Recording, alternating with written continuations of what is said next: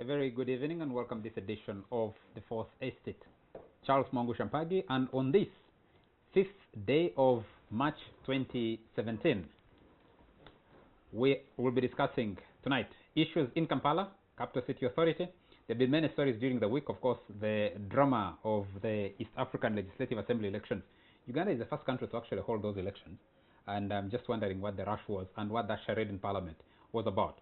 But more drama around the evictions of backyard market vendors, and to discuss that with us tonight, none other than the minister responsible, Beti Namisango Turuomwe Kamya.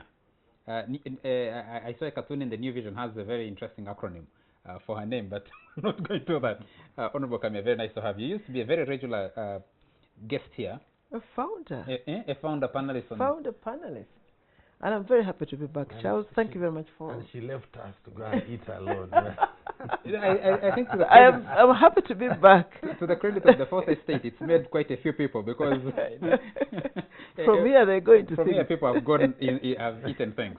But very nice to have you back. Come on, say thank tonight. you. And Onapito Komolite, very nice to have you. Good evening, Charles. Onapito is Corporate Affairs Director of Nile Breweries, AB InBev. And Ivan Okuda, student at Makerere University Law School and journalist at the Daily Monitor. Thank you, Charles. Good evening, beloved viewers. Nice to see you, Charles. You were a bit under the weather last time. We missed you, so it's nice to see you back. Thank you. Yeah.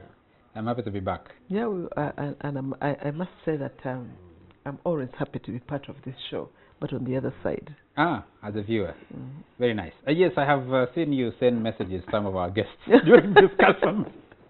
Now, let's start with the story of the eviction of vendors at Backyard Market. What was that all about? First of all, Charles, let me say that I did not enjoy it. It is not... I have people, family, friends, voters. A lot of people that work in the Backyard Market are actually my voters, and they voted for me. And I'll go back in 2021 to look for votes in that constituency.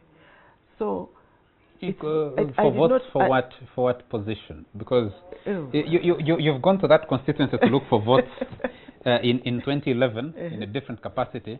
The last time we hosted you in this studio, you were president of the Uganda Federal Alliance Party, and now you're minister for KCCA. So we no longer know. I move on. I'm not static. But what I'm saying is that I did not enjoy it. I am sorry that it happened to some people. But leadership is more than protecting your votes. You know, in Kampala here is everything you say, oh, my voters.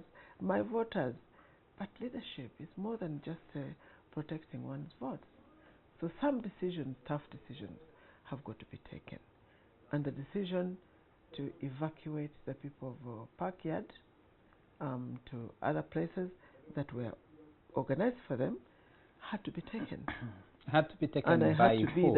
I had to be there. Unfortunately, it fell on me to be the one to make the decision. How come we're hearing the authorities of KCCA, the executive director, says they were not part of your decision? The Lord Mayor says, and his council, they are not part of that decision. So if, and from the comments we have seen, is you and the IGP have been mentioned as the people who were behind the decision and evicted people. Oh, poor IGP. No, he wasn't even part of the decision. I just briefed him on what was going to happen. The authority, the executive, actually everybody knew. Because even when I wrote a letter, several letters leading up to the last letter, copies were given to the Lord Mayor. So it cannot be that he didn't know. And we did discuss it. I have a feeling that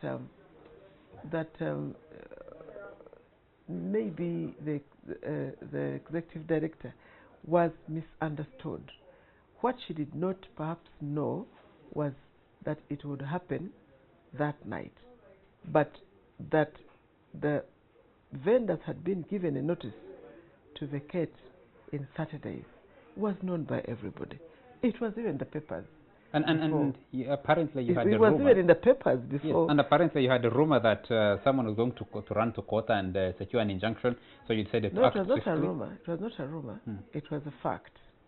And so, in Luganda we say, akufumbire yomutwe, omufumbire abigere, nemwenkanye envumbo. Meaning, you play smart with smart. I think that's what it means. So those were the Kamya smarts. Yeah, because I mean, people are going to take advantage of the 30 days period to get a court How order. can a whole government ministry in charge of KCCA be scared of a court?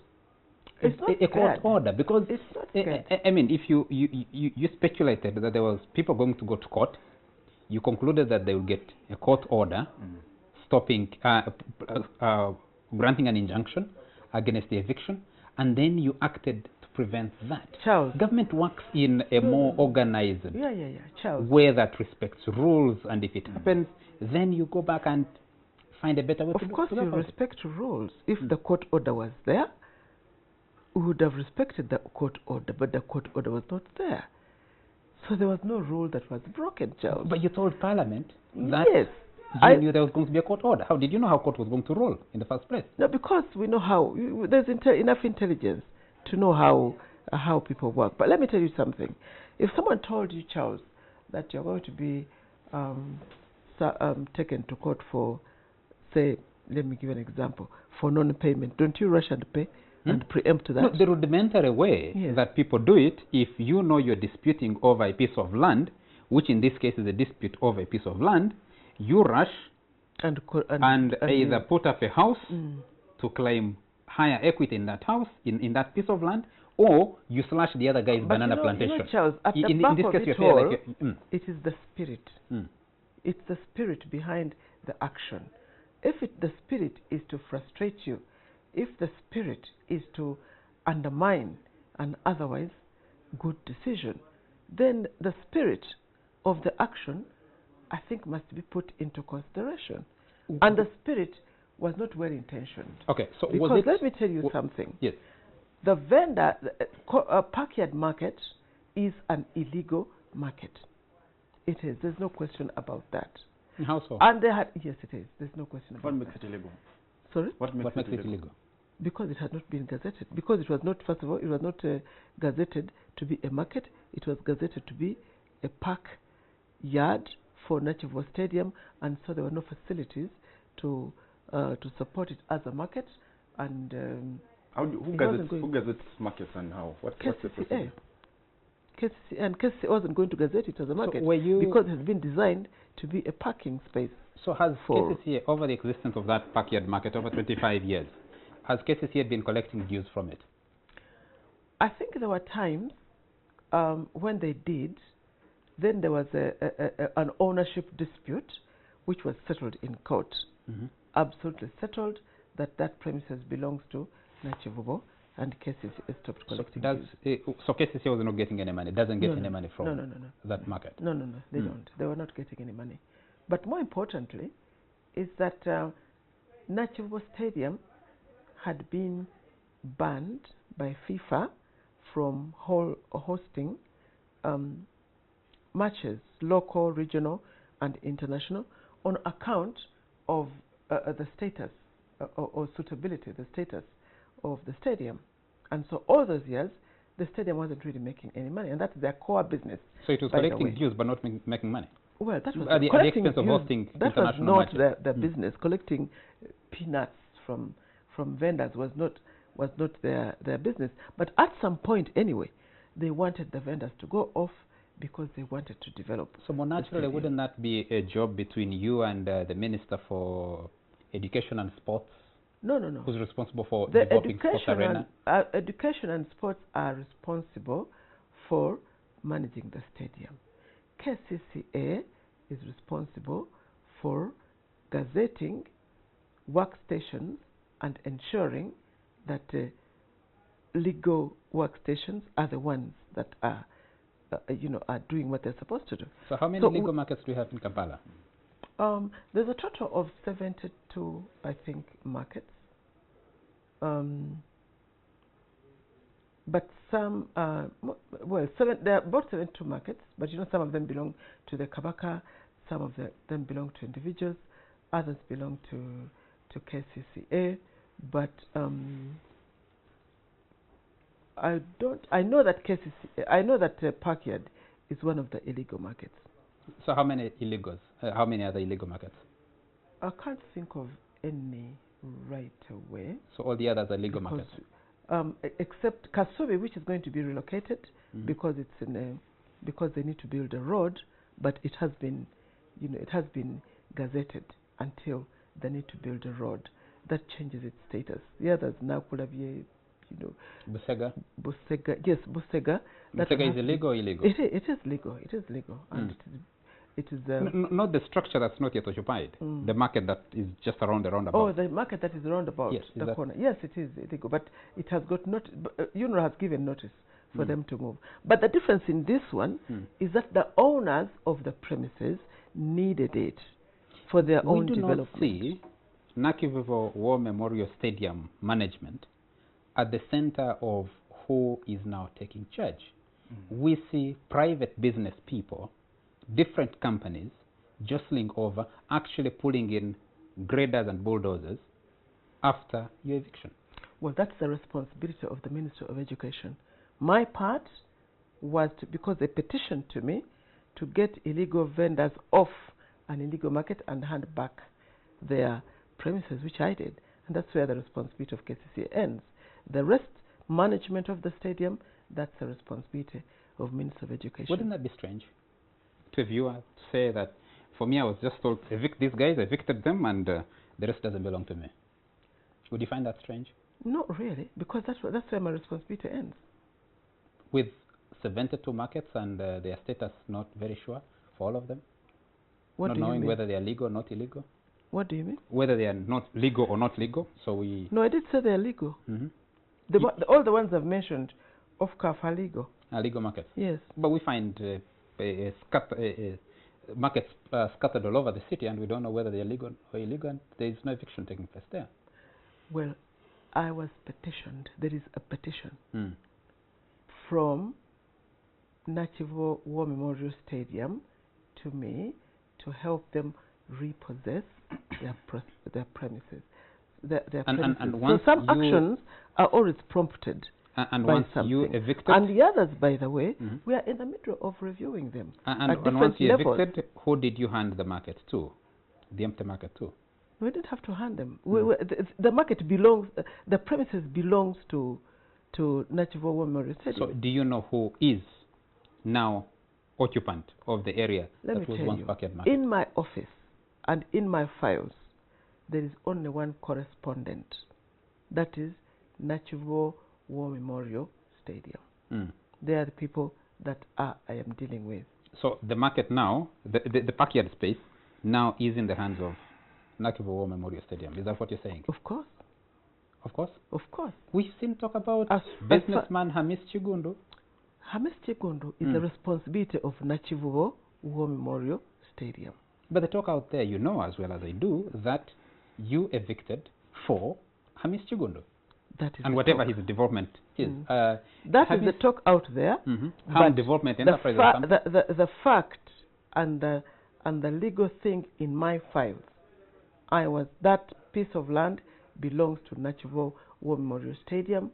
Nakivubo War Memorial Stadium wrote to me and wrote to many people before, and they are the ones that requested that they be supported to repossess their premises. Let me draw my colleagues into the discussion. Honor, you've been watching all this drama since it started. The story of Parkyard is not a new story. I've been watching the minister. You've been watching the minister. Battling, explaining. Look, Charles, there is no... It's a no-brainer that Kampala City, and particularly downtown, where this dispute is taking place, is in dire need of a cleanup. The city is almost coming to a standstill, the center of the city.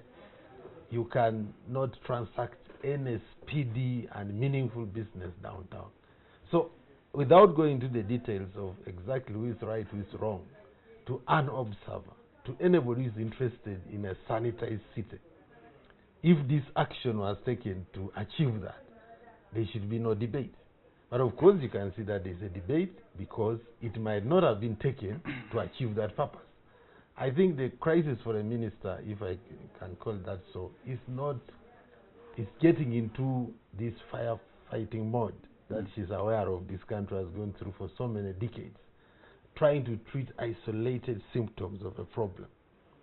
I think if she can have a comprehensive plan which becomes public to clean up the whole metropolis of this crisis of vendors, borders, all kinds of, where you clearly do not see who should be where.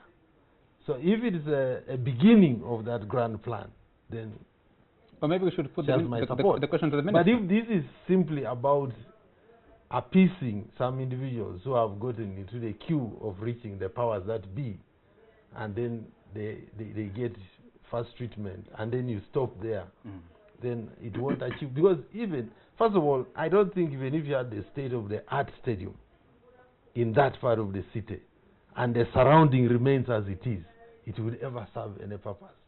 Nobody can go there for a serious match. You will spend 3 hours getting in and 5 hours getting out, and if you are not injured, you'll be lucky.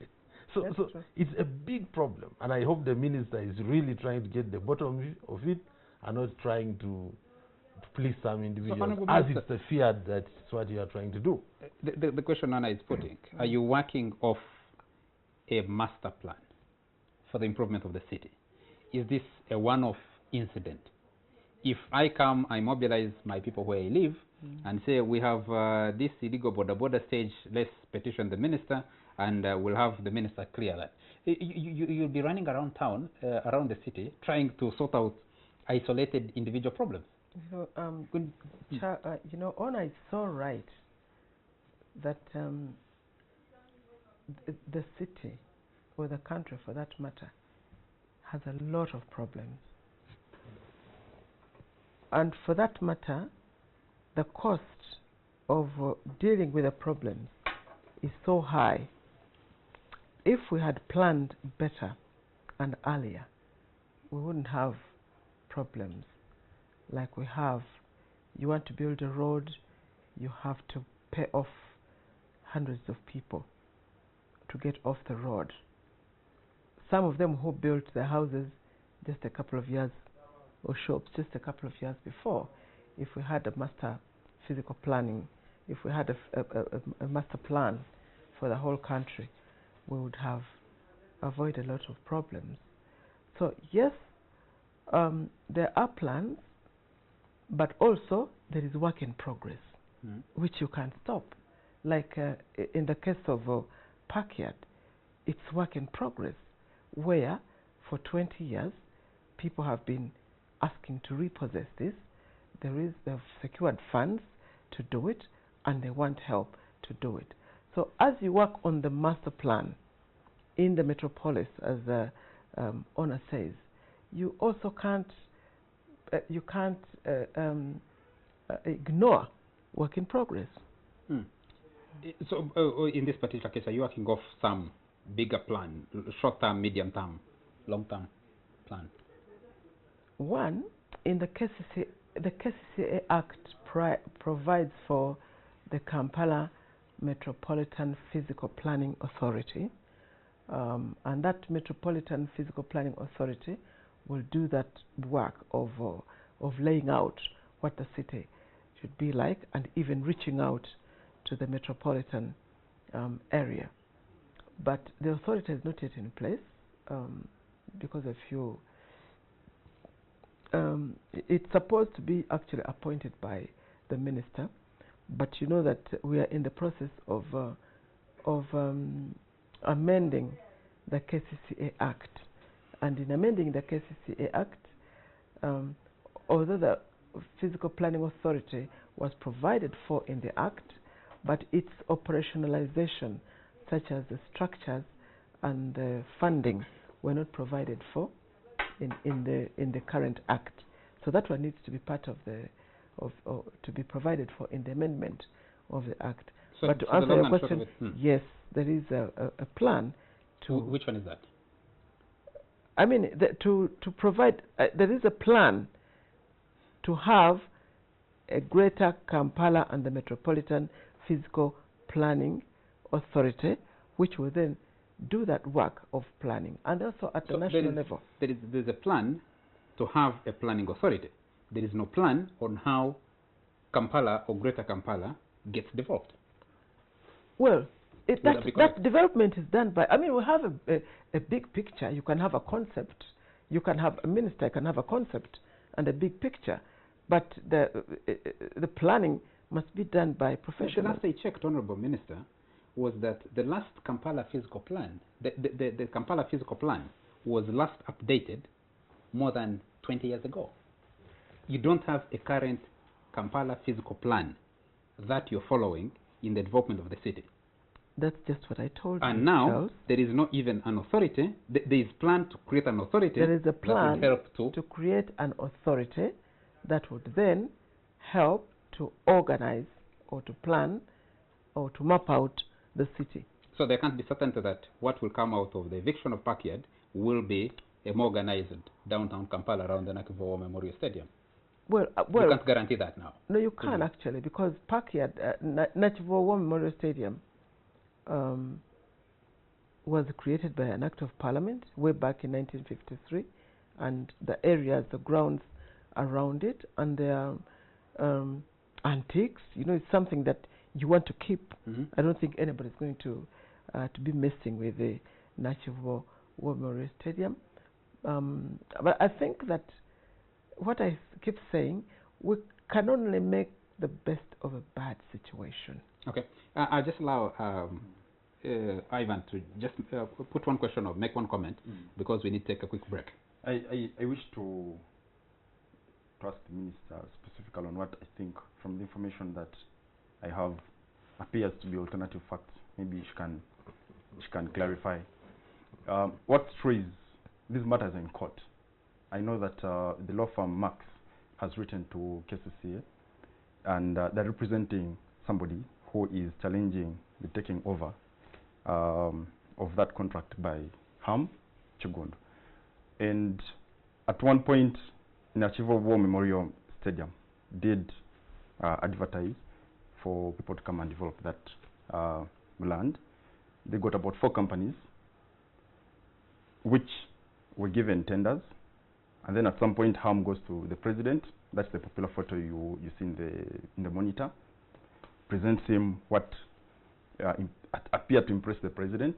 On the basis of that presentation, there's 2 beautiful large portraits, I think, in an office that belongs to him, which I saw on TV yesterday. On the basis of that presentation, the president writes to Jessica Lupo, then Minister of Education and Sports, and asks her to ensure that Ham is given leeway. Actually, he doesn't say that. He directs her to discuss, not to give. Yeah, we can agree on the wording of the letter. Now, of course, that essentially pours water on the tendering process that the stadium, the board of trustees of Nakivubo Memorial Stadium had already engaged in, and that opened the floodgate of legal disputes, which are now subject of determination in the courts of law. So, amidst the confusion of contracts and abuse of process, and how Ham comes and gets the contract, I think it would have only been wise on the part of the minister, not KCCA, because the monitor published a clarification to the effect that KCCA distanced itself from the eviction. Yes. So it appeared she was acting on her own, at least from what KCCA had to compel monitor to do to clarify. And therefore, I really need to clarify on that before you go for Ivan. Yes. It is not true that the minister did not work with KCCA, the executive wing of KCCA. I am meeting the executive director tomorrow morning at 8 o'clock. I need to understand how it is that KCCA is distancing themselves, because I wrote to the minister, to the executive director, and told them that I've received this petition from Nakivubo, who want me to make a decision to help them repossess, and I said, "What? Give me a brief," and I received a brief. And from when you KCCA. received Until the brief, that brief, yes. Can we Lord hold Mayor this called discussion? a meeting, Yes. in which council agreed to first engage with the vendors and discuss this at a political level. Let's press the people into this discussion after a very short commercial break. We'll discuss the numbers of who exactly are the vendors, how did they get into Backyard, and who are the beneficiaries once that now that the eviction, I mean, who are the victims of this eviction, what are their rights. After a short commercial break, we'll be right back. You're still watching the Fourth Estate, and under the spotlight is Minister Beti Kamya, who is the Minister for Kampala Capital City Authority, and the latest is the eviction of Backyard market vendors just in front of Nakivubo. It's supposed to be the parking yard for Nakivubo Memorial Stadium. You were concluding the thought, an argument you're saying about the matter is still in court.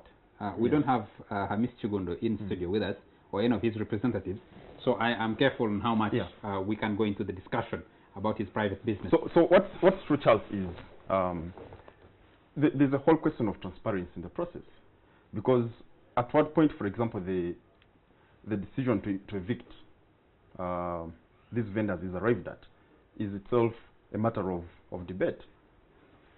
To the extent that the minister arrogates herself the role to evict, ordinarily, to evict you need a court bailiff, or in this case, KCCA, but you had SFC, you had the Uganda Police Force. In ordinary circumstances, the police would only be giving protection to the court bailiff, or in this case, backing up security for KCCA if KCCA was to do the eviction. That wasn't the case here. What transpired was the minister working with the police and other security agencies, including the Special Forces Command, whose role in this matter, of course, creates a link to the First family through one of the business people involved in this saga. So that cocktail of inconsistencies and issues to do with transparency all erode the little confidence that the actions of the minister would have had.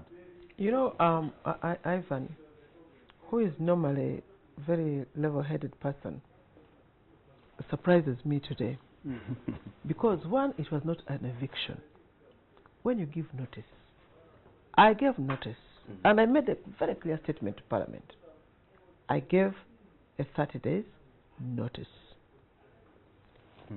While the 30 days were running, Nakivubo and the developer sat with the leadership, 40 members of the executive, the leadership of the market, and offered incentives to relocate you to other places and give you 6 months free of rent. That was the motivation that allowed vendors, because they would have moved in a month's time. Let me finish, Ivan. Who are these developers? Okay, the developer was a harm, but with Nakivubo. Nakivubo is the owner, I'm telling you. So if I gave a 30 days notice to vacate, but with a relocation plan. And I'm surprised why people want to focus on the negative. Everything will have a negative and a positive.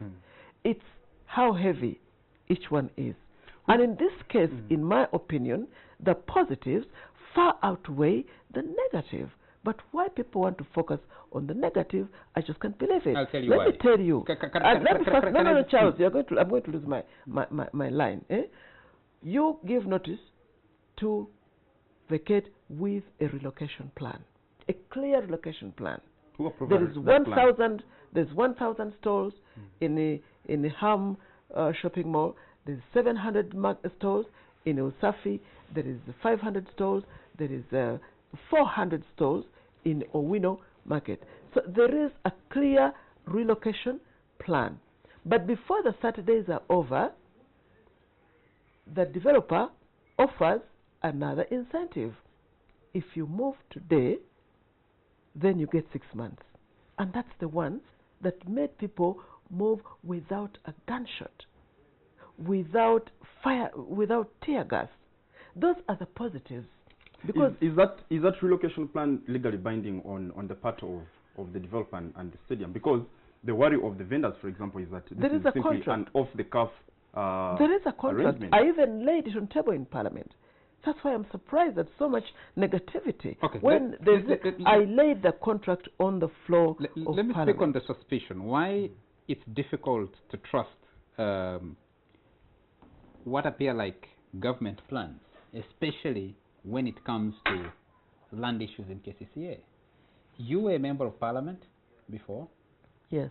And you know the stories of public lands in this city that have ended up in private hands through what some people have described as land grabs.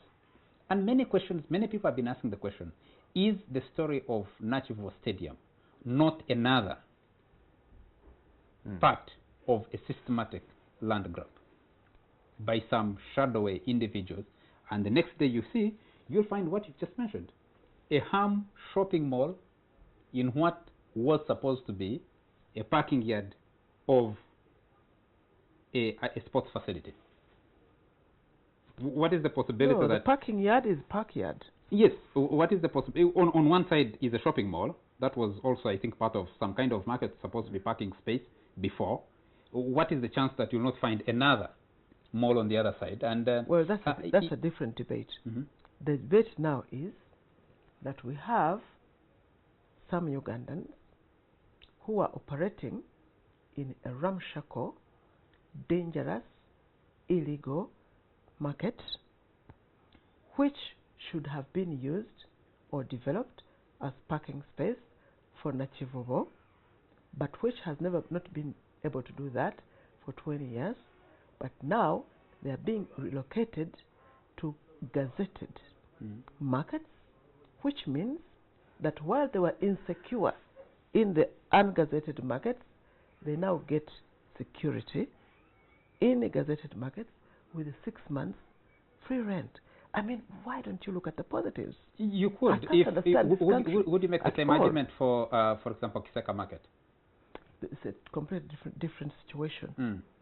Kiseka Market, you say parking yard belongs to Nakivubo Stadium, and they wanted it back to be developed into parking space for the stadium. Is it going to be developed into parking space? Of course. For and that's what now that is the responsibility of Ministry of Education. But as we shall work together. Hold it a moment. Before you went to evict, you ought to have gotten convinced that the reasons that were being advanced for reclaiming this area is actually going to serve the greater public purpose for which its claim is going to serve. Of course I was. So you're convinced that it's going to be a parking. There is a master plan. But Honorable, why is this whole process shrouded in mystery so much as to, for example, exclude KCCA from the whole function? Because it appears from the information we have. Not excluded from the whole function. From the information we have, for example, that when the council called by the Lord Mayor organizes a meeting, and after the executive director has written a brief to you, in response to your query about the legal status of this market, the council then moves to make a proclamation, which leads the Lord Mayor to Nakivubo, from where goons hired by and protected by the Uganda Police Force attempted to rough him up and lynch him and his team and councillors, and they were arrested in the degrading and inhumane way. They were arrested. At the end of the day, part of the problem arises from the fact that the ordinary people, whose representatives, in this case the councillors and the Lord Mayor, are out of the picture in decision making. You know, you have to, and I think this is another problem that we have. You must differentiate between executive functions and police functions. The function, some of these, like getting vendors off the street, like getting illegal vendors off an illegal place, those are administrative matters. It has political connotations. You can't exclude the political wing from that. They're not policy matters. The point is, they're not policy matters. They're ordinary administrative matters. They're ordinary. It has political connotations. Yeah, but they're ordinary. Let's look at the book of the law. They are ordinary executive functions. It's like a cabinet. Cabinet doesn't make a decision and wait for Parliament to always some executive decisions. So I think the problem that we have, we are failing to differentiate between executive functions, ordinary administrative or operational functions, and policy functions. That's where we have a problem. But those functions don't exist in a vacuum. The reason why, part of the crisis that you have is that there is alienation of the political wing, But which disapproves yes, of in a some way, of the things.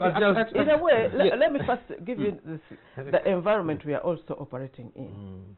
And because you can't also divorce this environment from what is going on. There is, and I'm not trying to be personal, and I really hate to be personal, but there's no other way I can put it. At the beginning of this term, the Lord Mayor says he does not believe in the presidency of President Museveni. When I was appointed minister, that very day, he said he's going to fight me on radio. Since that time, I invite him to my office. He says, I will never step in your office because it is located in President's office. And you know, for me, I don't believe in the leadership of President Museveni.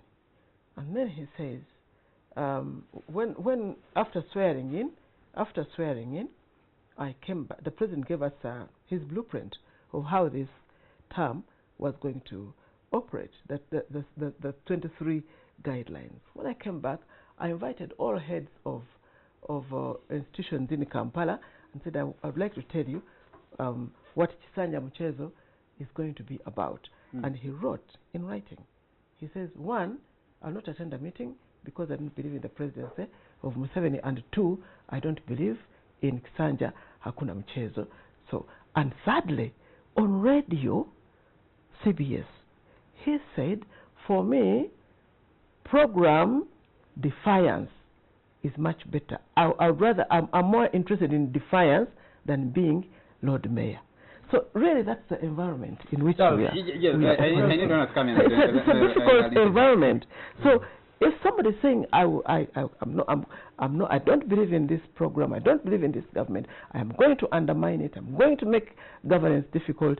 And but it's raising valid points, madam. but for us who are going to... Let's come in. And yeah, Charles, you see, for me, it was always predictable that any action like this will come to end up this, because this city, sadly, as the minister has indicated, suffers from excessive politicization of everything. That's just one side. Then there's personalization and privatization. There is actually no public interest in anything on all sides. You are always going to have stalemate on everything, be it sorting out the Utoda mess, which has gone on for decades, the border mess, everything. This vendor story is not new. But it's simply because, sadly, on both sides of the political divide, there is always no serious intention to execute what I would call a public interest agenda. We'll come to the public interest agenda. And then you have almost a mafioso style, where it's all about might is right. On both sides, people are always hiring kanyamas, hiring what, all kinds of goons. So at the end of the day, the minister should have expected this. And it's not that she's wrong. Is it ironical for you, Honorable Kamya, that it's now you at the center of this debate?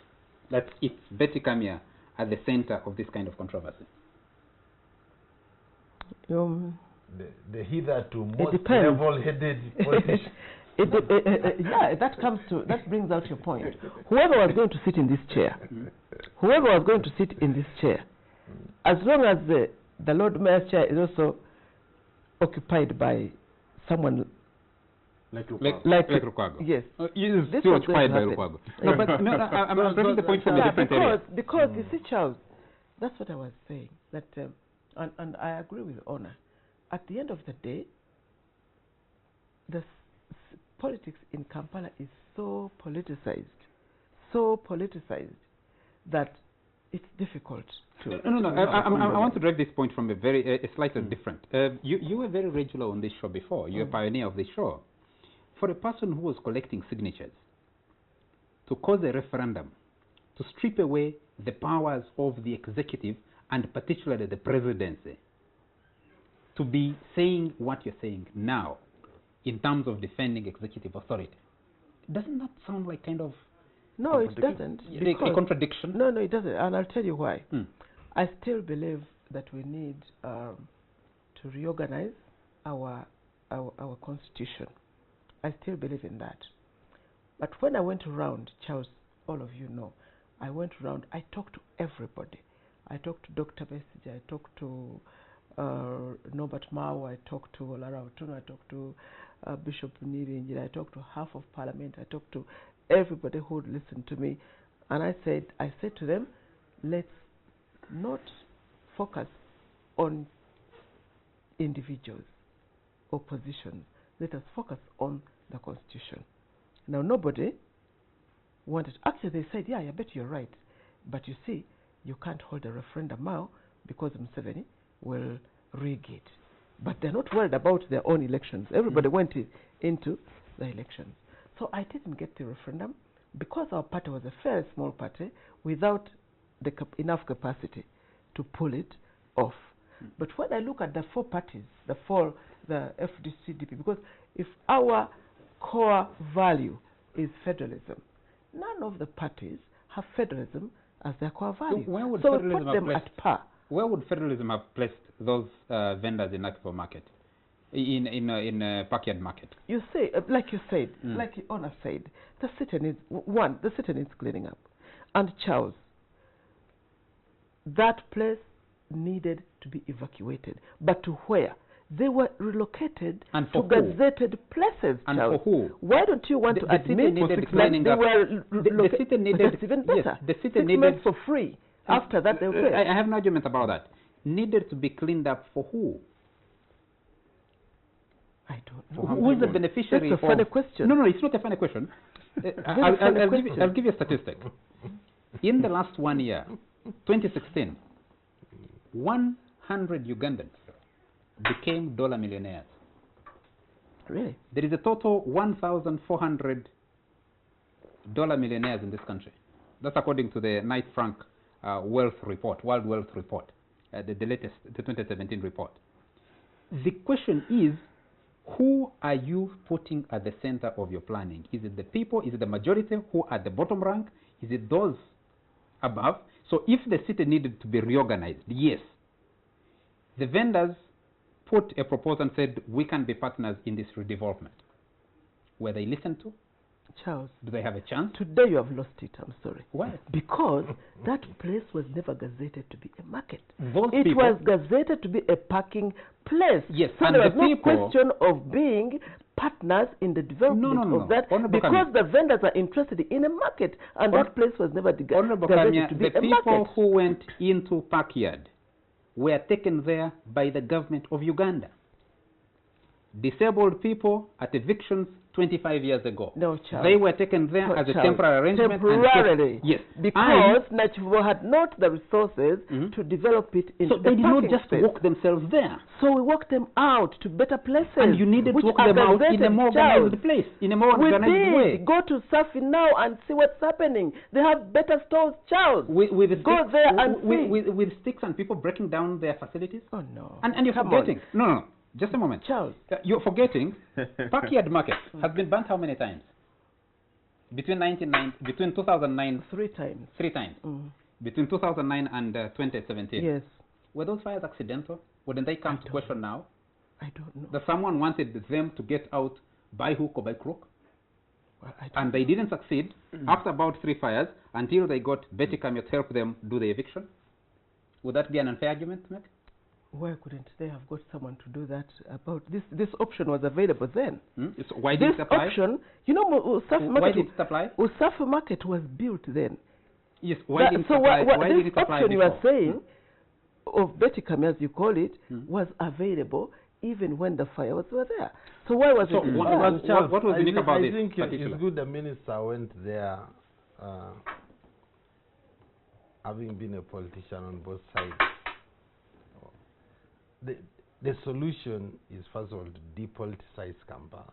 So long as the mayor, Lord Mayor, and the president are both interested in winning Kampala come 2021, you will never solve anything. So you must not have Kampala Central specifically as an electoral trophy. No.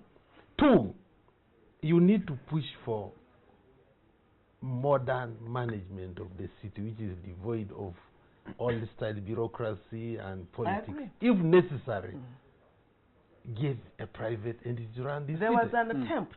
Honor is right. Because otherwise, at the end of the day, we're just playing games. You know, Charles, Honor is right.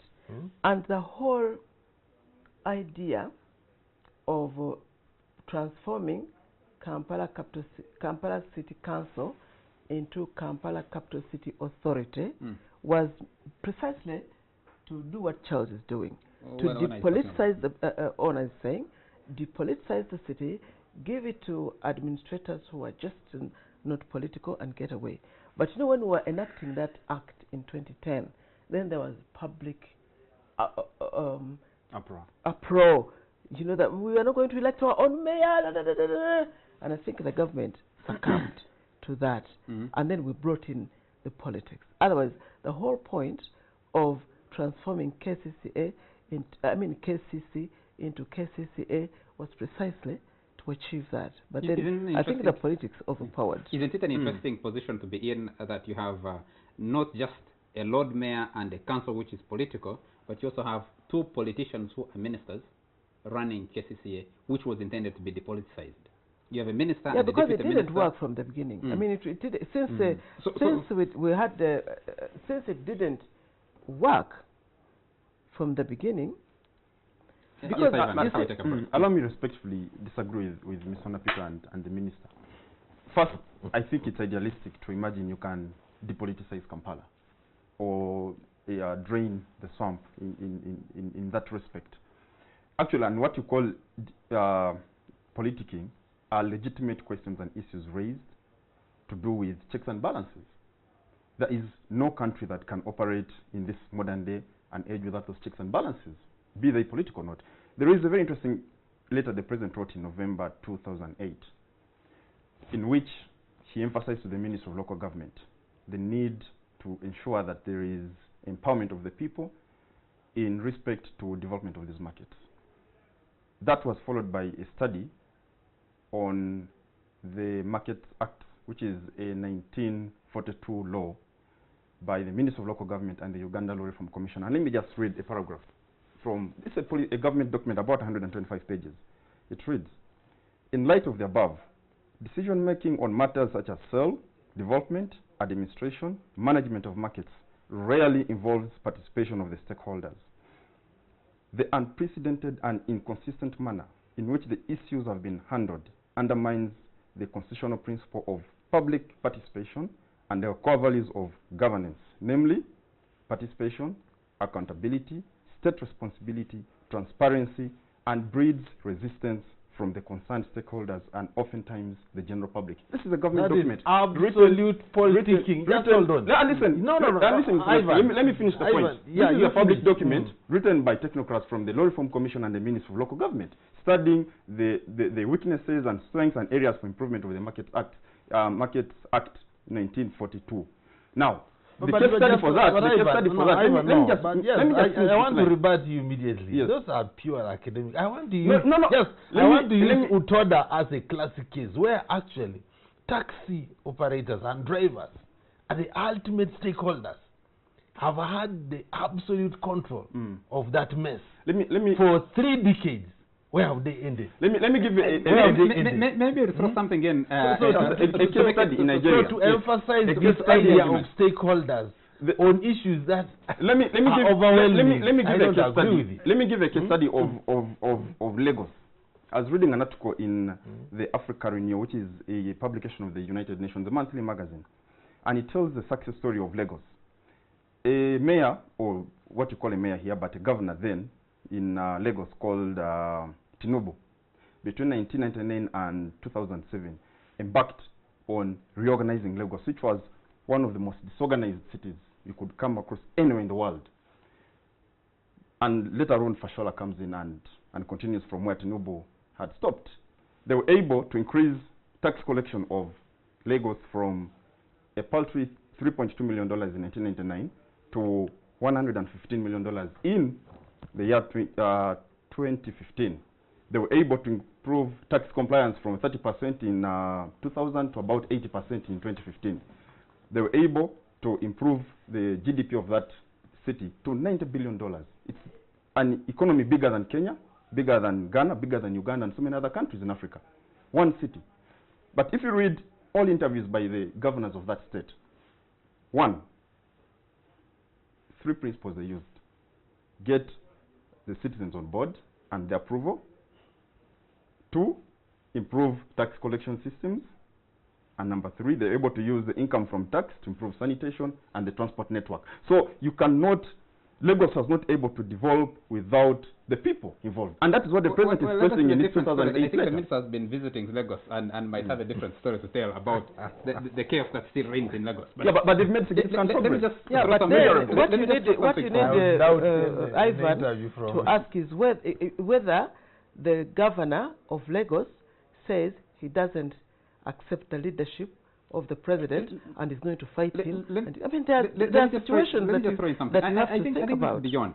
Let me just throw this as we take the break. Ona, where you say you want to depoliticize, the same market, when it was burnt for the second time, I think, President Yoweri Museveni, all top politicians rushed down there, announced pledges in billions of taxpayer money to help those same vendors rebuild their lives and encourage them to rebuild the market. That's not history. Yeah. When the minister is talking about legal and illegal markets, you are accompanying the president to donate money. One of them was a roadside market in a road reserve on Entebbe Road. Another one was some washing bay somewhere. Whether it's legal or not illegal. So where do you say this is the legal path to follow, this is the illegal path to follow, this is where the people start from, this is where development starts from? How do you disentangle that maze to say what we're doing is a systematic plan and these are the rules that everybody Charles, else must follow? What I said, that's what KCCA with Madame Jennifer Musisi started to do, depoliticizing. If we had started at that point and allowed Musisi and KCCA to clean up the city, they did a fairly good job, which was depoliticized again, and in the course of politicizing it was undermined. But and every politician, regardless of their shades of political opinion, jumped back in. The repoliticization started after the election results did not go there, and let's take a break. Let's take a break and come back to this discussion. Because the president defeated. Even Jennifer could have done it. We're back on air, and this is the last segment of the Fourth Estate. We'll be welcoming our callers to share with us your views and opinions. And Nteja Sima, my friend, is watching the show, and he says, he agrees with the minister and says, in Charles, indeed, that was a funny question. The parking yard was supposed to be a parking place for cars. Nteja Sima, I can place a bet with you today. If there is a parking space for vehicles going into Nakivubo Stadium, in that place, 2 years from now, you can come and collect it. But I'm making that. But that doesn't also, make it also Charles. No, because but that doesn't make it designated to be evict one illegal group, not to do the thing it was supposed to do. It's a complete. But also, Charles, just to build your point on the market, the minister is passionately explaining how the market is illegal and all these things. First of all, from the review I was reading from the Law Reform Commission and the local government ministry, we don't even have a legal definition of what a market is, because the Market Act of 1942 does not define what a market is. So it's even difficult to arrive at what amounts to an illegal market. But also, to the extent that by acquiescence and practice of more than 25 years, people had been trading in this place, it became a market. In much as you also have to consider the fact that the market was not a creation of law. But you therefore cannot But, wish away the interest of the Ivan, people that have been there's a- using this there- place for 25 years. Ivan, Just like that. there is a title, Mm. and Nakivubo War Memorial Stadium holds that title. And that's true. But also what's also true is that KCC at some point was collecting dues from this Constructively, market until, But you know until what? the market Kampala was raised by Capital fire. Authority. You know what is funny? Mm. The traders knew, in their own words, that that place belongs to Nakivubo Memorial Stadium, and they had to leave. All they were asking for is that they be relocated. So I don't know why you are inciting them when the traders were asking to be relocated. It's actually And when they inciting were them. and when they were relocated, by those actions. the traders, I want you to invite the leadership of the traders here. Mm. They will tell you, you are inciting them. They knew in their own words and in writing that this place belongs to Nakivubo. It was gazetted, designed to be a parking yard, and we know that we hate it. Honorable- All they wanted was to be relocated. Do you- And that relocation was done. So what is the But part problem? of the process, It's a win-win. part of the Honourable Minister, argument. Honourable Minister, is- when you say it was a win-win situation, and we saw on cameras and those were able to go down to Nakivubo, to Parkyard, so people crying on their eviction, so stick wielding people, the Lord Mayor arrested. I'm wondering what you're talking about. And that they but- were but- win-win. before they expand the notice. What is the kind of win-win? Rely on The win-win. I don't Which think is it? it's necessary when you see someone crying that they are right, you know. No, I'm just not hold saying on. they're. I'm not saying You they're right. must I'm also agree questioning with about the minister whether they agree. that there is a lot of impunity in this city. Yes. Absolute impunity. You have a bunch of border borders who can decide to occupy a road.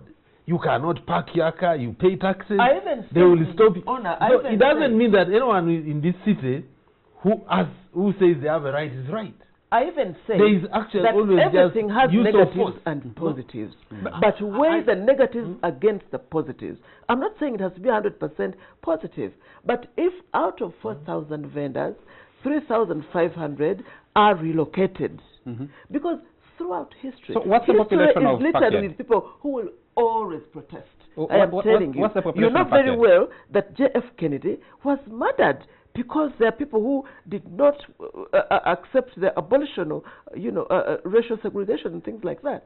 You know that Martin Luther and Civil War here was assassinated by people who did not accept that Makerere University should be built there. So there But will those people always stood be for good causes, there good will causes always be of people destructive who- capitalism. But Honourable who are willing Minister, to Honourable Yeah. Minister, let me But put the question I differently. said, on the whole, the traders knew that they were there temporarily.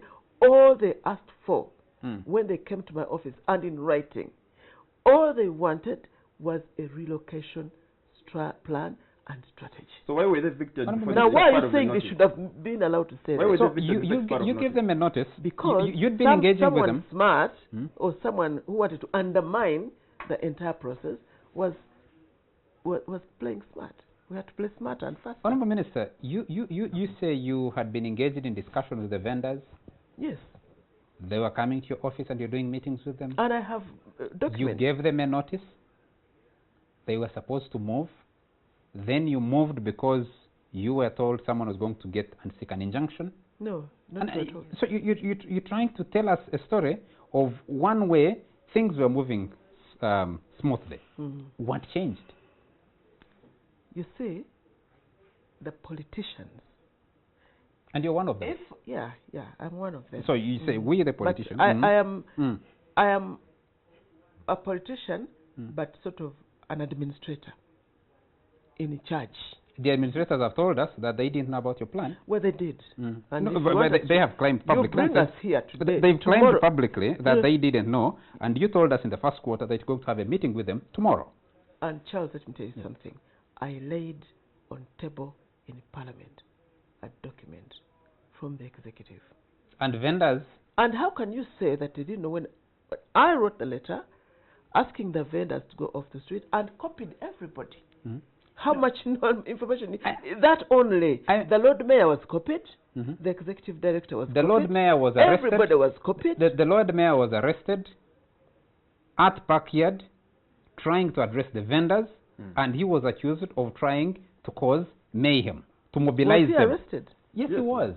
I didn't know about that. You And didn't in know fact, about was chased by Yeah, by chasing, sequels yes, I in heard about Bund. the chase. No, Hired by the he was police, apparently arrested by the detained police. for some time. He was lifted and taken for some time because he was okay. going to be roughed up. What's the definition of arrest? I don't know.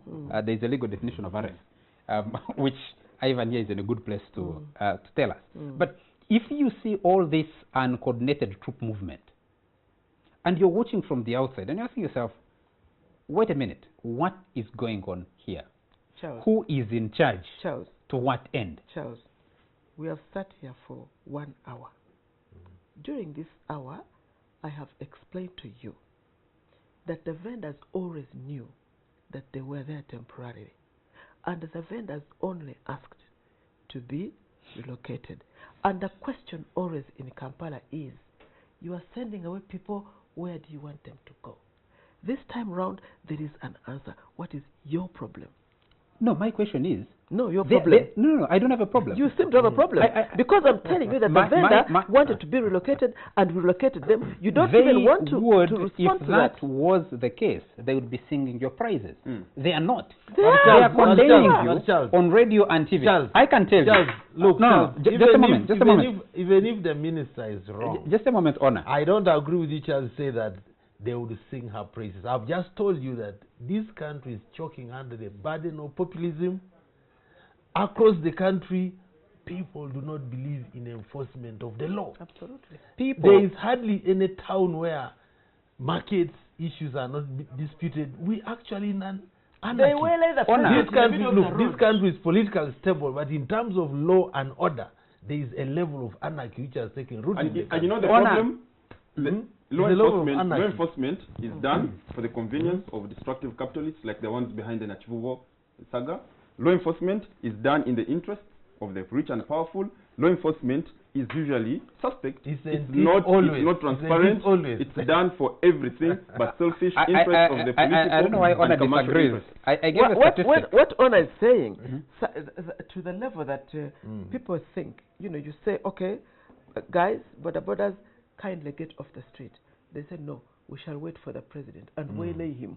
That's what it has come to. And the president comes and stops and talks to them and gives them an envelope. Let's take some callers. Hello? Hello? Hello? Hello? Okay, I think people are having trouble getting through to our phone calls. But the question, Honor, I gave some statistic which passed. Unequal development that leaves a majority of the people at the bottom of the rank. If those people feel excluded from the development, then they will rise up. Honorable Minister, I have information just before I came here, preparing for the show, that there are people planning to throw yellow pigs at your office at KCCA. Yeah, I've heard there are people planning to throw pigs at your house. At my house tomorrow morning. Yes, tomorrow morning. Now, if these are the people who are happy with you, seamless, you're very happy, and eviction was carried out without tear gas, without bullets. You know that those people take advantage. Now, they threw yellow pigs at the FDC. Pigs are now, I don't know how they're being used. They threw pigs at FDC. Did you hear that? Are they blue? Were they blue? You didn't hear that. Oh, you see now, Charles knows everything except that. No, I haven't heard about that. Pigs were thrown at You've heard about that? No. Ivan. Oh, you see? Very interesting. This you really sieve your information. No, you have some new information which you're sharing with our viewers. But and the fact is, I have heard that they are going to throw pigs at my house tomorrow. No, you said the pigs that were thrown at FDC. Yeah, it seems to be you seem to be the only person who knows that. I heard. No. I heard. It was a story. I am surprised that journalists are not heard about. That means you really do sieve your information. No. Don't you? If we haven't had the information, we haven't had the information. Look, we happen to have the information. But I think where I are going to throw pigs at my house tomorrow morning. They're also going to throw pigs. But is it the same rumor like the one you had about the court injunction? Just on a more serious note, I agree with you that to me the problem of these vendors is also a bigger problem. Why is everyone wanting to be a vendor? It's of course represent the gross equation of unemployment. Most of these people are actually unemployed, and if you looked at them critically, Are their lives actually improving? We have a caller. Or they are just, or they are just the living minister and hand to gentlemen, mouth. let's pick a call online. Hello? Hello? Hello? Yes, sir, where are you calling from and your name? I mean, I'm calling live. I think I'm calling live on TV. But Yes, you are. What is your name? Hello? Yes, we can hear you. Tell us your name and where you're calling from. Well, I'm called John. I'm calling from Toro. Yes, John, go ahead and make your comment or question, or ask your question. I'm happy with the discussion if we're having currently. Go ahead. Now, you see, I'm so happy with the discussion which is on the ground right now. Thank you. But I have a comment that I want to comment to the minister in the Kampala minister. Go ahead. You see, what she has really done, I don't know whether she did it with all. We've lost John in Tororo. Please, John or any other people trying to call us, when you call, make sure you turn down the volume on your TV set so that we don't get an echo in studio. And you know, Toro is one of those places where the chaos always. We have another caller online, do we? Hello? Okay. People trying to get through, but the line doesn't seem to be very clear. Honourable Minister, I am there is the question of an unequal development, which has been at the center and most critical, especially in redevelopments of public places or places that people have occupied. I don't know where you place that, how you have a discussion, and then the contradiction of the policy action, and especially policy heads. One moment, you're with the president, you're handing over money in what we don't know is illegal washing bay. Another time, you're at a market. You're literally sending a message and saying, it's okay to operate here, and we encourage what you're doing. Then the next day, you're telling people, you're evicting them. How do those two things align? Yeah, you're right. There's a bit of a contradiction. There is not enough coordinated movement of troops, if you like. And yeah, I admit that needs to be corrected. Because before, and I think government needs to clean up also, before the president goes anywhere, there should be thorough investigation of this place, of what they do, of these are lessons to learn. A bit late to learn anyway, maybe, but certainly I think that there are lessons to learn before the president or the minister or any official of government goes to a certain place. They should have all the information about the history, the formation, the composition, the ownership, the numbers, the members. There should be a lot of information. Okay. Can I just take a message from one of our viewers? He says, overall, I want to fault 4 groups in backyard saga. Number 1, central government, brackets, Honorable Kamya, KCCA, Nakivubo War Memorial Stadium, and police, on one hand. On the other hand, vote-greedy city politicians, businessmen, NGOs, and the media. Apart from central government, the rest do not recognize that we shall not deal with a messy, dirty, and crime-laden city of Kampala, or anywhere else without carrot and stick methods. It cannot always be in a transparent and soft manner. While media and NGOs like to play to the gallery as human rights defenders, if it was them in government in which they must exercise authority, you would do similar evictions. Would I even do a referendum whether backyard, illegal market, and other markets, other vendors should be evicted to create trade order and sanity in every rotten Kampala. Honorable Kamya, you are in a huge mess that was created by DP mayors and a corrupt KCC then. And the new KCC isn't willing to help you. Just design and announce a massive eviction exercise, including Imperial Royale. Now, I don't know why he, why this viewer drags in Imperial Royale. We haven't discussed Imperial Royale at all in the show. And another person says, Mr. Beti Kamya wants to bring one of, now what is this? Of their bribed partner in crime as the leader of the traders. Please continue to cross-examine. You make a good job. I don't know what this is. Can I take a call? Hello? Hello? Hello? We've lost him. Hello? Hello? Hello? Hello. Yes, we can hear you. Tell us your name and where you're calling from. Yeah, my name is Andrew. I'm calling from Jinja. Andrew, go ahead with your question or comment. Yeah, for the first time, I want to, I think, to agree with Beti and Mzee Pito. I think we all need the Kini Kampala. We need the Kampala that can be easygoing for each one of us. We finished politics last year, and I think work should start. Okay. But if you continue politicking, some of us, when they ask us to go to Kampala, we feel as if it's a big burden. So I think let's leave politics aside and we work. Thank you. The only fear I have is that maybe Beti Kamya may not be so consistent in certain areas. I pray that she should always stand with Howard. Thank you. Thank you very much, Andrew. Do you have another caller? Hello? Hello? Okay, I think we are about to get this show to an end. That one agrees with you. The other one doesn't agree. One, I think Nwabi. 1.5. Was it Nwabi? 1.5 agrees with you, and the other. Good. Huh? Fairly good. You're happy with 1.5 out of 2.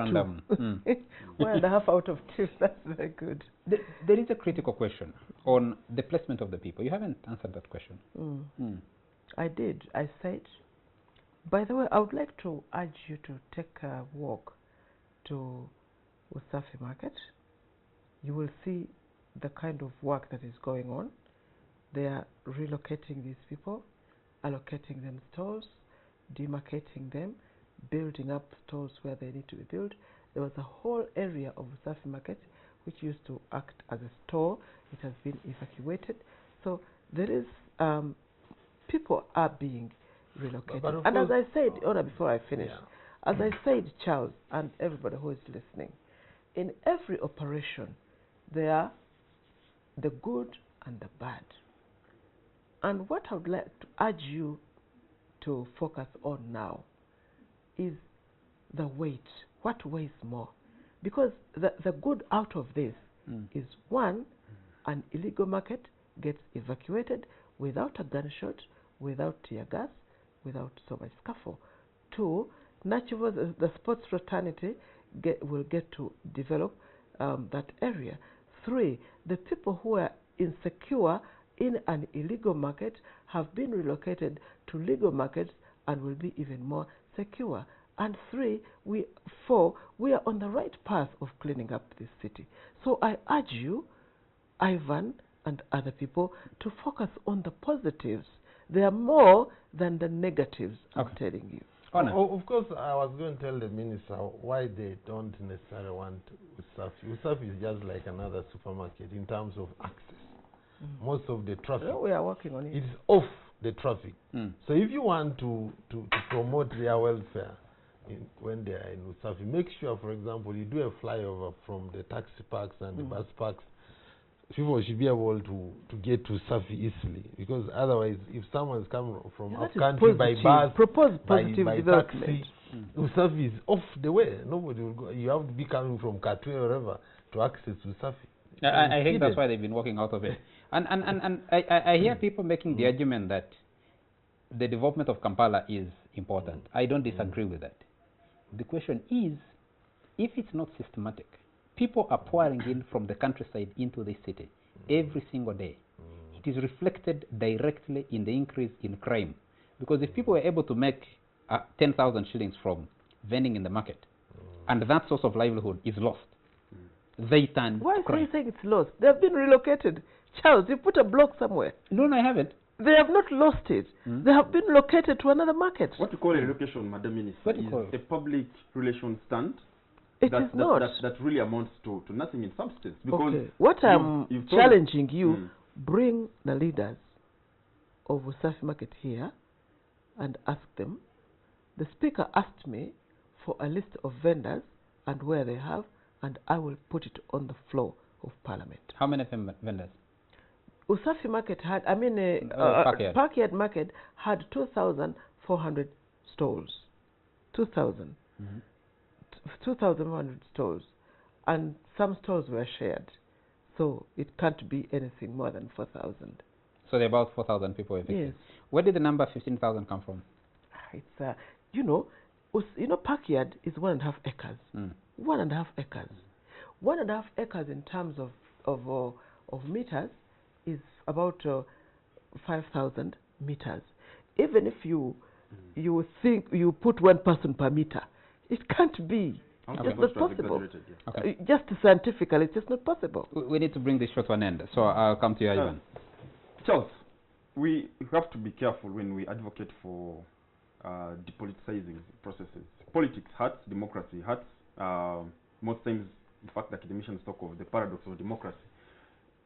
Because when people sing the gospel of depoliticizing Kampala, that gospel is not detached from the fact that that also includes killing processes of checks and balances. I think those processes of checks and balances are important. That's why the opposition to the way the eviction was done without an order from a competent court late in the night or early in the morning and really in a mafioso style gets condemnation from the Minister of Trade, Industry and Cooperatives, who was on Radio 1 Spectrum, the Honorable Amelia Chambadi. Yeah, but when I explained to her, she agreed and with her me. colleague in the manner in which that eviction was done. There was a bipartisan condemnation in Parliament from the NRM and the opposition. There was unanimous resistance from both the political and the technical wing at KCCA. So with all these realities, we can't speak about depoliticizing processes. When those processes, you can call them populist and whatnot, but the actual amount of checks and balances. But also, development must be pro-people. Okay. It must be people-centered. You can't have development that serves the interests of a few destructive capitalists. Okay. Honor, your last word. Of course, I don't agree with Ivan that the capitalists are destructive. I think there is actually shortage of capitalists who do proper things. But if you have 1,400 at the top of the tier, look, they are not doing the right the thing. I firmly believe that you need to clean up the city, of course, for the good of the people. Which people? I suspect the people downtown themselves are making a lot of losses because of the way downtown is operating. How long you take to move one taxi in 50 meters to do, it just doesn't work. The same people would do better business if somehow you can open up that city and create a movement and create better sanitation and even attract more buyers. A lot of people have now stopped going downtown, and so they're undermining the congestion is undermining the profitability of the business people there. So they should have a vested interest in attracting more buyers. Most people are now staying in the outskirts because they just cannot handle the situation down. It doesn't serve their purpose. As we get out of here, there's a story that's been told about markets and organizing them better, creating better working spaces. And of course, the debate about for whom. There have been arguments that have been raised that in this particular case, you're just trying to turn these people operating and dealing with one, maybe an authority that doesn't charge them a lot of money. You're handing them over as captive tenants, for example, of Ham Shopping Mall. She can wait out 6 months. If he honors the agreement, after 6 months, chokes them on rent. Without the protections you're talking about, may not last until then. Absolutely. When Wandegea Market was being redeveloped, which is a beautiful thing, stalls in that, the original owners of those stalls, they started going and being sold on goodwill, and the people who are purchasing them, I don't know what percentage of the original owners are still there. And this you can say for any other market. In Parliament, you're told, members of Parliament, ministers buying stalls in markets and holding these... Shameful. Yes, holding these people you purport to be working for captive. You're handing them over to capitalist interests. You know, Charles, you are thinking that there are no other options. I told you that there are 72 markets in KCCA, in this place, KCCA. There are 72 markets, and in each of these markets, there are available stalls. So 6 months will give you time to investigate all the available options. I want to comfort those who are listening to me that I have been around. There's even another market which is like an ocean, you know, which they call Omuwuro. There's mobile markets. Mobile markets are very interesting. They happen every day. To be a member, you only pay 1,000. Tomorrow they're in Bwaise, the other day they're in Machindi. So the options are incredible. Then the people are not like young children who can't think beyond where you've put them. If they don't like this place, there are options.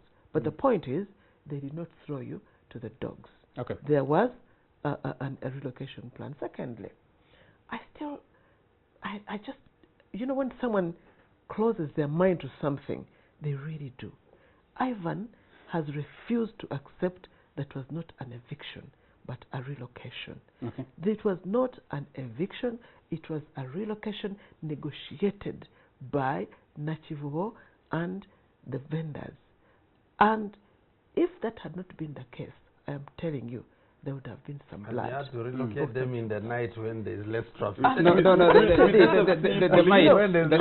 know, somebody to be called, come from your house, come and pick your stuff. And you come and pick your stuff at night. And they Every location, they tell people, the when most you're closing important tonight, thing- go with your things. No, the Don't thing, leave no, them in the no, market. it wasn't like that. The most important thing is, So your office was making those calls? No, I was told. But the information was that if you go now, you get 6 months free. You know, these are traders. Okay. That's public The relations. discussion is, It is not we're public ending this relations. discussion. Let me And just I am just offended. I really take offense, Ivan, let- to think that I can come here and tell a lie. Because Or matters which I even laid the Honorable floor of Minister, Parliament. if you read today's Sunday Monitor, the vendors who are quoted by the Monitor are expressing reservations about what you call a relocation. Okay. You cannot just push away we can't stress this discussion. their cries. You are a journalist. I want you to come back here on Sunday. This Go discussion. to Safi Market, go to Ham Shopping Center, go to Owino Market, go to other places. Make even a round of the 72 markets and see the options. Some markets are even as cheap as 3,900. I can in guarantee Kisumu, I'll ask him a the month. question. I'll ask him the question. But just one last question. The last time we had you here, you're a different person. No one imagined that you'd be working with President Yoweri Museveni. By the time we have you back in here, I'd actually intended to have a discussion that we'll still have it at some stage. Politicians in the opposition who end up working with President Yoweri Museveni. So are you still president of Federal Alliance Party? Yes, I am. I am. Is And, Federal Alliance Party still alive? Yeah, it is. We So just how did you met end up- about 2.5 weeks ago and agreed to cooperate with the NRM during these 5 years. So you've signed an MOU. You're signing an MOU. I hope we shall. We're working on it. But for us in UFA, we have taken a decision. When did you start working with Museveni? You as Kamya? Me as Kamya? No. When I was appointed minister. When you appointed minister? Yes. I mean, before you left FDC, because you are critical in the foundation of FTC, then foundation of Federal Alliance Party, and now ending up working with Museveni. It's been a long journey. Yeah. But people who are even water, you know, water when it is moving and hits a rock, it finds another way. Listen, I went to look for votes in Lubaga. I wasn't elected as a member of parliament, but I want to serve people. And so I got another avenue of serving people, and that's what I am doing. One last thing. You promised President Yoweri Museveni that next time he contests in 2021, you will mobilize for him to win 80% of Kampala. Yes. Did you make that promise? Yeah, what I meant, you see, the president was connecting. I said, if you go on this way, it will be very easy to win 80%. Because you remember, every week he would go visit 2 groups, and he was connecting with the people, the car washers, the I market thought you made people. a pledge to him. You said 2021 I'll It was mobilize, in make sure that... context. If you go on this way, we shall connect. You are connecting with the people. But, But And there's not- you forgot that Charles, in it was 2021 you will not be eligible Charles, for it participation. was just the right thing for Honorable Kamya to do. I mean, the president had done a good thing, and she must say, Yes. I mean, To it's return- just to good return the manners favor. to do it for And no, Charles, Mm. you know that the problem is you're narrowing interests. If I support you, Charles, to get the right answers, Yeah. you need to narrow, No, to focus on the bull's eye. because And- if he doesn't stand, Mhm. but he will have interests Mm. or a position, Mm. you know. People thought you were already working on his It's, other term. Well, not me, not yet. Our time is out in this. Thank you very much. Ivan, thank you very But I much. wish you'd Honor? given me half a second. I wanted to say that the police, I think there's a misunderstanding that the security operatives and the police were part of this operation. No, I only invited them to brief them on what we were going to do, because sometimes it can flare into some kind of insecurity, and the police and the security organizations needed to know. So That's who all. were your relocators? They were not part of the. They were not part of the. Who were of your the relocators? decision-making. Those guys holding sticks. Who were they? The relocators holding sticks. Mm. No, there's Charles, I am really surprised at your negativity. No, I no, have I'm asking a asked question. you, I don't know whether you're I playing don't to know. that gallery there, No, what? but I'm really surprised. What's the negativity? I have Big asked question. you to engage the leaders or I am saying the those vendors. people we saw directing those vendors, who are they? Why, How why are negative you is calling that? them mine? No, how negative is that? Because you're saying you are relocators. Our time is up. We won't get the answers that we need sometimes from Honorable Kamya. Thank you very much to you all as viewers for joining us. Friends of development. for joining us tonight on the Fourth Estate. Do join us again next Sunday for yet another exciting discussion right here on the Fourth Estate. Have a good night.